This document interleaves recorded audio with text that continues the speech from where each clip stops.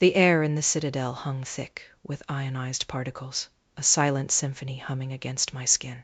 I hated it, this gilded cage, where every surface felt meticulously designed, every sensation curated. But the worst part wasn't the surveillance, or the monotonous nutrient paste, or even the nagging suspicion that I was some kind of experiment. It was him, the Warden. He moved through the Citadel like a phantom, all sharp angles and controlled grace. His presence was a violation, an insistent pressure against my senses. He never spoke directly to me, only observed. Those eyes, like molten gold, watched with an unnerving intensity that made my breath hitch. He first appeared 3 cycles after my arrival, the door to my cell, my suite, as the automated voice insisted on calling it, hissed open, and he simply stood there, a silhouette against the neon-washed corridor. I told myself they were artificial, some kind of implant, but the raw, untamed hunger in them felt terrifyingly real. He held a day pad, his gloved hand a stark contrast to the cold metal.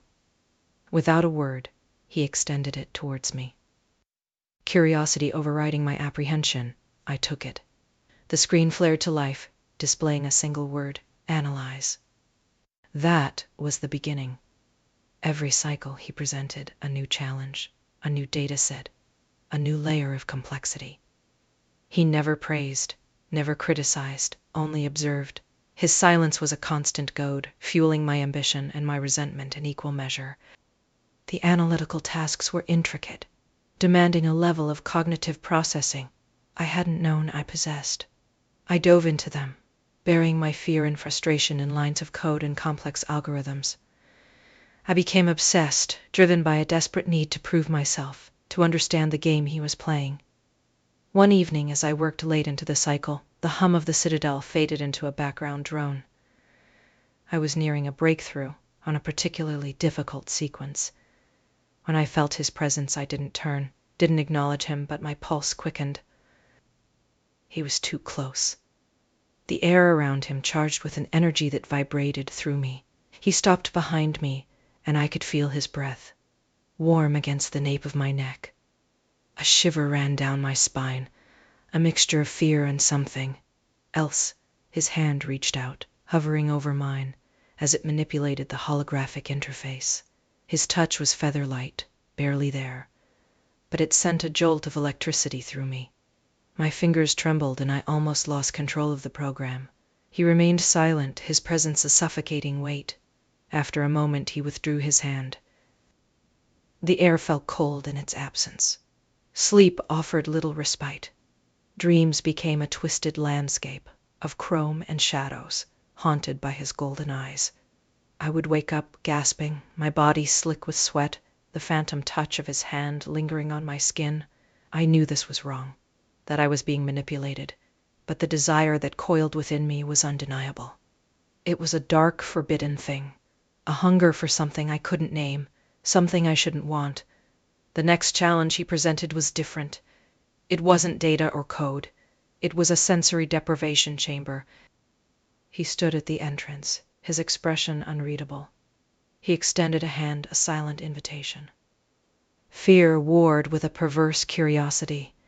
I knew this was a test, a dangerous game of control, but I couldn't resist.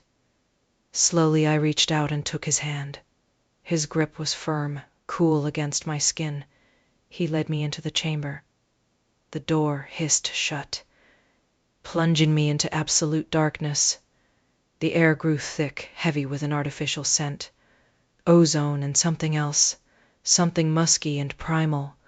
My heart pounded in my chest. He was still there. I could feel him, a presence in the void. A voice, soft and low, echoed around me. It was his, but distorted, processed through some kind of modulator. Surrender, it whispered. The word vibrated through me, a command and a temptation. My breath caught in my throat. Surrender. To what? To him, to the darkness, to the desires that raged within me. My mind reeled. I wanted to resist, to fight back, but the darkness was overwhelming, seductive. It pressed against me, suffocating my thoughts, amplifying my senses. I could feel the texture of the chamber walls, smooth and cold against my skin. I could hear the pounding of my own heart, deafening in the silence. And then I felt his touch. A single finger, tracing a line down my cheek. It was electric, sending shivers through me. "Surrender," the voice repeated, softer this time, laced with something that sounded almost like longing. I closed my eyes, letting the darkness consume me. The world dissolved, leaving only the sensation of his touch, the sound of his voice, the heat of my own desire. My body felt weightless, adrift in a sea of sensation. I imagined his face, those sharp angles, softened by the darkness, those golden eyes burning with a possessive fire. I imagined his hands on me, exploring every inch of my skin, claiming me as his own.